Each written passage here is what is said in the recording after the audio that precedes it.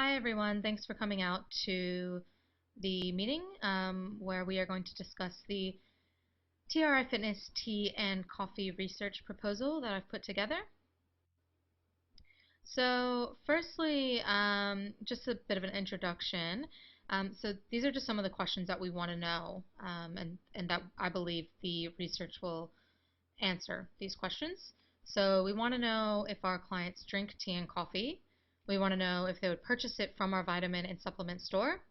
Would this be a lucrative business decision?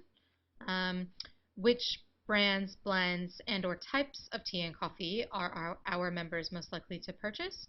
And will our members purchase fair trade organic products? Is that something that they're into?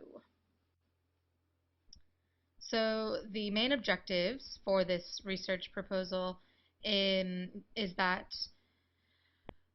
the market research will tell us whether TRI Fitness members will purchase tea and or coffee if it was available in the supplement store. And by conducting this research, ultimately, it would lead to financial gain, or it will eliminate the possibility of making a risky business move, which would obviously be stocking a product that our members are not interested in purchasing. And the research will also tell us which brands of tea or coffee would sell best, and if fair trade products are within the scope of something that they would purchase. Um, so the the proposal that I sent off suggested that we have possibly 10 tea blends, but I received some feedback that actually, we're only looking at stocking 6, and we also want to stock both caffeinated and decaffeinated coffees, so we need to include those in the research as well. So the first data collection method is going to be looking at tea and coffee purchasing trends, organic tea and coffee to be exact. So obviously we will need to obtain reports and see, which brands and types of tea and coffee are purchased the most frequently, and make some choices from those figures.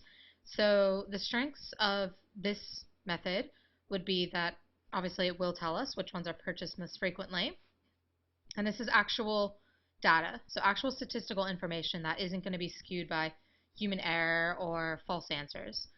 Some of the weaknesses are that these statistics will represent an entire population, whereas obviously we're looking for our target audience, which is more of the fitness community, and that the reports may be difficult to obtain and they may be costly. So the implications of this type of method would be, obviously we would look at all of the data, we would analyze it, we would see which organic brands are the most frequently purchased. We would basically separate these products into a premium, budget, and maybe more of an in-between type of product. And once we make the decision as to what type of product we want to stock, we would then choose 10 types of teas and 4 types of coffees and include these in the next two methods, which are the taste testings and the surveys. So the second collection method is the surveys.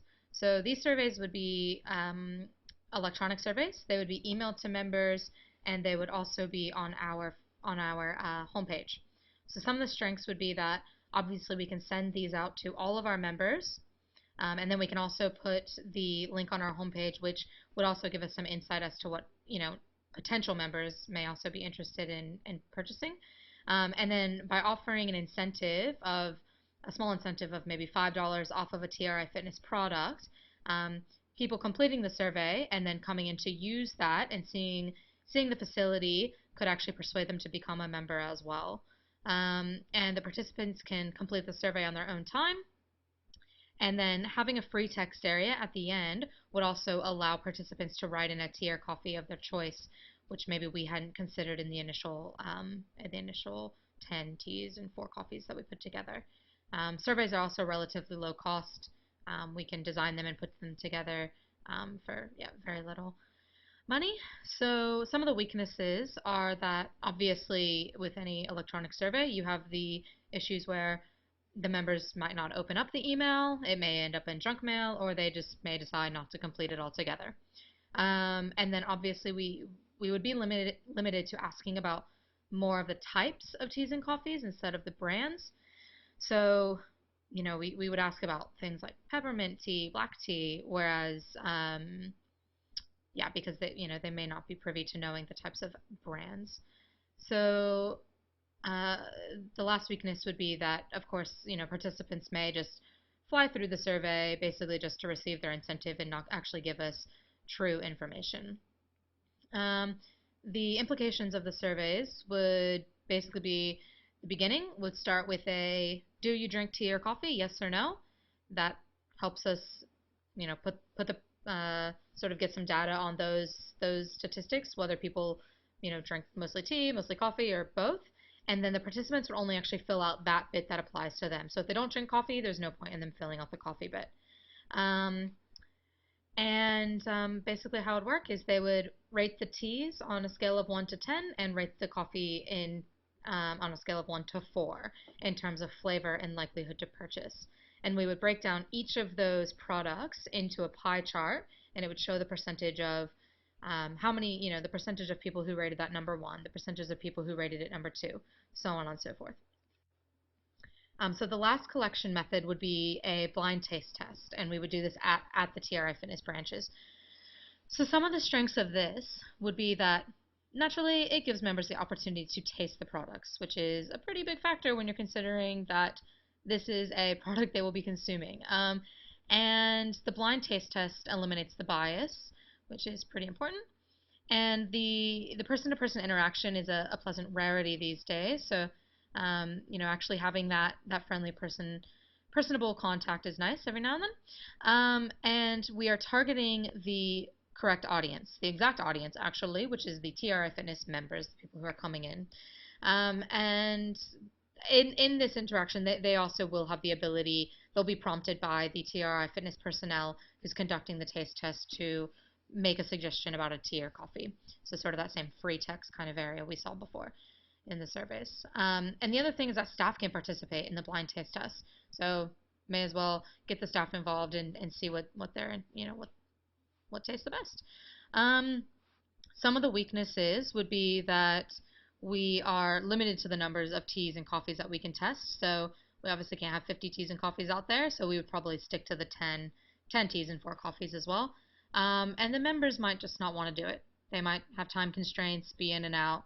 Um, so that could be a setback. And obviously, we will need a staff member to conduct the taste test, which means we'll be possibly spending a bit extra on wages. And then obviously the other disadvantage is that we're only reaching the members who physically come into the facility during the taste test. So we're not getting all of the members. So the implications would be that the TRI Fitness members would basically let us know which products they're most likely to purchase, and we would be using a similar system that we did in the surveys to actually analyze that. So here I've just done a bit of a timeline. You can see it's been broken down into 5 tasks, and it basically starts out with the reports, finding the reports, and getting that information together. I think that'll take about a week. Um, deciding on a product, analyzing the profit margins. Do we want the premium products or do we want maybe the more of the budget products? What are our clients gonna purchase, and finding that balance between what will they purchase and what's gonna give us some profit.